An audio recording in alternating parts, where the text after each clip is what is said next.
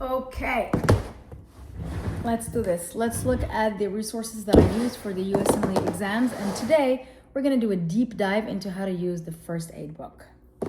So let's grab the first aid book.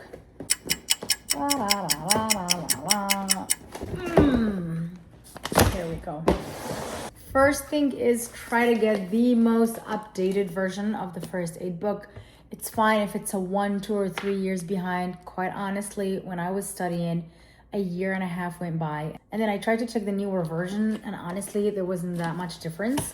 What I would recommend though is that when you buy the book, go somewhere where they can unbind it to you. When you buy the book initially, it looks something like, it looks like this, right? It has this part that's stuck to the book as well. But what you want to do is you want to unbind it, because this is a huge book and you're probably going to be taking it with you everywhere for that period of time that you are studying for the USMLE. It's not as practical to read through a book when it's like this, at least for me. So get it, unbind it, and get a spiral thingy here. It makes it so much easier. Whenever you open the book, it's easy. You can fold it like this. I don't know, I found this to make a big difference for me. As soon as you get the book, try to look at the contents page. When you open the contents page right here, it tells you every section and how many pages. It tells you the pages of each section. And from that, quite frankly, what I did is I would, for example, write, biochemistry, page 33, and then right afterwards is immunology, page 95, and I would subtract 33 from 95, and I would get the number of pages that are in the biochemistry section.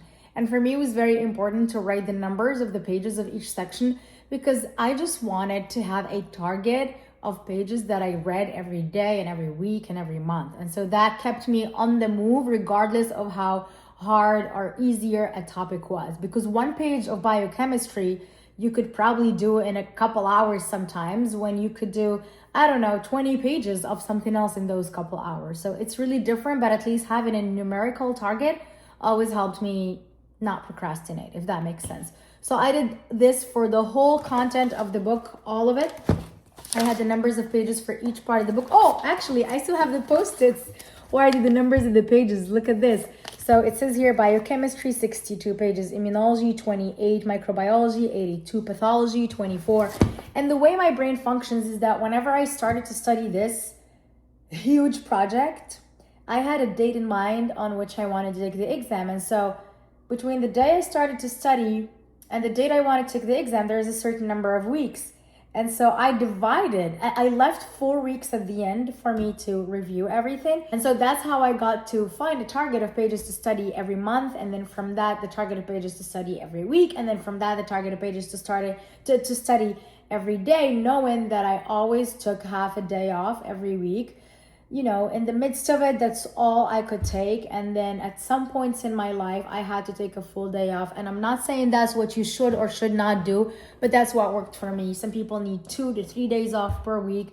It really depends on your situation. A lot of people study for the USMLEs while going through residency, or while being in medical school, or while having a job. I was very fortunate to study for this full time.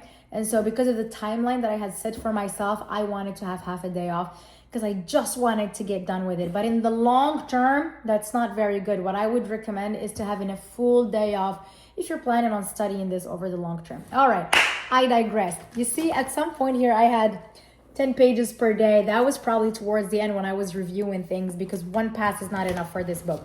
Once you have done all of this, now I want you to get these little sticky thingies. Believe me, don't even think about it. It's 100,000% worth it. Just get the sticky thingies to mark where every section of the book is. It makes it so much easier than to look for immunology, biochemistry every time. It's really easy when you do this. What I did is I put high yield general principles, which is biochemistry, immunology, microbiology, pathology, pharmacology, and public health sciences. I put these color sticker thingies on the side for these. And then for the high yield organ systems, which is cardiovascular, endocrine, gastrointestinal, hematology and oncology, musculoskeletal, skin and connective tissue, neurology, psychiatry, renal, reproductive, respiratory, and rapid review at the end. And so for these, I put the stickers up top right here. You can see it right. Oh, what are these papers? You can see it up here, and I use these little, not emojis, I want to say emojis, but these little drawings for every system. So for instance, you can see a little heart right here, close to where cardiology is, and so on and so forth. So anyway, having these stickies is really good because whenever you're on the go, you just want to study and you want to go and review something in microbiology, you know exactly where microbiology is because it says it right here. Let's say you want to go back and review something, I don't know, in oncology, you go right here, it says oncology, and you open the book. This is a huge book. It's not the most practical thing. I would have much preferred if they had different sections, you know, but it's also good to have it all in one book because you're going to be working on this for a very long time and you want to always have the right book in your backpack. For instance, for me, I would go to the library to study and whatnot. I would have hated mixing up different books if I had more than one. Anyway, so once you do all of this, you have unbinded the book, you have a clear understanding of the numbers of pages per section, and you have all these marking thingies here. I highly recommend, I'm a very, very visual person, and so I need colorful post-its, I need highlighters in different colors, I need a pencil for taking notes that I know I'm gonna erase, and I need different colored pens. And so if you look at my book, it's actually full of notes. Some of them are going to be in pencil because I know that sometimes that's something that I wanna change. Sometimes it's actual notes with my pen. I use highlighters a lot because I'm a very, very visual person. And if things all look the same, it's just very difficult for my brain to follow up. Whenever I was reading graphs, like the time course of untreated HIV infection, oh my God, this is still giving me nightmares. But you know, I was taking notes all around, things that mattered to me that I wanted to stay there. I would even draw within the graph and things like that. So that all made sense to me. I had a lot of really cute little, you know, things that I used to remember things, such as, for instance, for cytomegalovirus, you know, it would affect the brain, the eye, the lungs, and GI. And so what I would do is I would draw, this was my little drawing for anything brain, eye, lungs, and GI. I had some special abbreviations too that I use all the time. For example, DX for diagnosis, SX for surgery, like the letter C crossed over for cell, the letter N crossed over for nucleus. What else? DSE for disease. Anyway, I had a lot of these things, and so do whatever works for you. I think abbreviations are really important because whenever you're working on this book, you only have so much real estate, a space where you want to shovel your notes in, so you can do that. So if you have abbreviations, it makes it much easier for you to write a lot of things within a small space, which is very, very important. When I was reading through this book the first time around, it was very difficult because let's take an example here. Let's go and look at neurology, shall we? So you start, the first paragraph is about neurology, embryology, neural development, and it's literally 5 to 6 lines. And that's not all you need to know about neurology, embryology, neural development. And so something that helped me a lot was using the online platform from the same company that makes this book. It's called USMLE. And on this platform, I don't know if things have changed since I used it, but every little paragraph had a video that came with it with further explanations. And I found that to be very, very helpful in my first read through the book. I didn't reach for it again after I had my first read.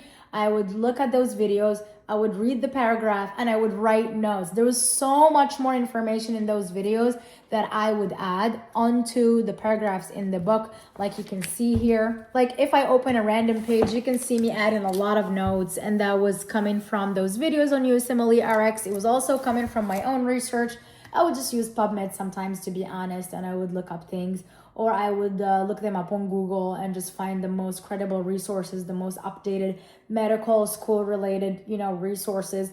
And then I get more information from that, because once you're going to do the UWorld questions, you're going to realize how very little information you have in this book, although it's very important and it is definitely the base to everything else that you're going to layer over it. But you're going to need a lot more than it is on this first aid book in order to answer those questions on UWorld. I was also adding notes from the answers on UWorld, which had a lot of great explanations and graphs sometimes, and figures also. And so I added some notes onto my first aid book, and I also created a deck on PowerPoint for all the extra information that was on UWorld, but was not on first aid book. Once you do all of this, well, guess what? You're gonna have to read this book more than once, and you're gonna have to reach for it a lot of times while you are doing your questions, and I think it's great. Be easy on yourself when you're doing your first questions. I remember feeling extremely defeated as soon as I started doing questions because I couldn't get any question right and I found them very, very hard. But once you do a few, and by a few, I genuinely mean hundreds. Once you do a few, then you start getting a grasp over it, and then you start understanding how they do these questions. It's very, very different from what we are used to in the Moroccan medical school system, where we are used to having direct questions and you need to write almost like a dissertation explaining your answer and so on. So this is going to be very, very different. The multiple choice question system can be really tricky sometimes. Sometimes all of the answers sound correct. Sometimes all of the answers sound incorrect. And so you have to start doing the elimination process and so on. I'll get into that in more details once I do a UWorld, bank dive in video. If you guys need that, let me know. I'll be happy to do it. But basically, you're going to reach out to this book a lot. And something that I found to be very, very helpful. Funny enough, I actually learned that I had this whole section called Rapid Review in the book in the last week before I took USMLE Step 1 the first time around. I don't want that to be you. So please know that there is a great Rapid Review section, which is wonderful. It basically goes through some very quick one-liner clinical presentations and diagnoses and diseases that are related to it. And it looks like this. It's a great way to do some reviewing at the end right before you do questions. Look, I even took notes in this section of Rapid Review. I think this is definitely worth looking into multiple times while you're studying. Just sometimes if you're really tired, you don't have that mental energy in you to go and learn some new material or do more questions at the end of the day, and you still want to make your time count, go through this Rapid Review section. Just read through a few of them. You can maybe cover the answer with your hand and look through the condition, clinical presentation, or lab findings and try to guess what they're getting into. And that's a nice, quick, easy way to test yourself. I think that's definitely something that has helped me a lot in my round 2 of taking USMLE Step 1 exam, and I don't want you to miss out. That's about it. I think there's so much more to be said about USMLE Step 1 First Aid book. I absolutely agree that this is the most important resource, but it is not enough. This is something that you're going to have to read cover to cover, and you're also going to need to layer it with much more resources, especially for Step 2. We'll talk about that in a different video, but for Step 1, this is going to be the base to everything else. I highly encourage you to continue maybe looking into your medical school notes or going on PubMed, researching more things to fill the void of what is lacking in this book while you're doing your questions as well. Whether you're using UWorld or something else, I think the answers to those questions is usually very helpful to also fill into what is lacking in this book. I wish you the best of luck, and that's the video for today. I'll see you in the next one.